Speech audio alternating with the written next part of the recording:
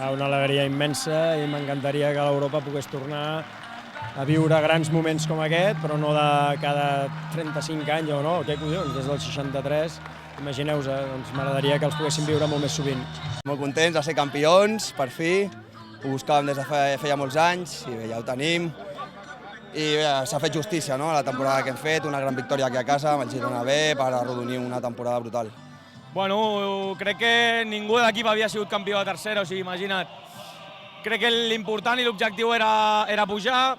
Un cop ho vam assolir va ser la felicitat absoluta, però avui ho hem marcat, hem posat la puntilla i, bueno, no sé, ara gaudir-ho amb l'afició, amb els companys, amb la família. Sí, ara estaré una mica més tranquil, tindrem una setmana de descans, ja hem aconseguit els dos objectius principals i bé, acabar bé la Lliga i pensar ja en l'any que ve. Bé, doncs serà un any històric, un any per recordar, aquesta plantilla per recordar. Ara també ho celebrarem amb els jugadors que van fer últim ascens l'any 94, crec que va ser. I això ens passarà a nosaltres doncs, d'aquí uns anys, no? Quan sigui un altre equip el que torni a pujar de categoria, se'n recordarà i bé, supercontents.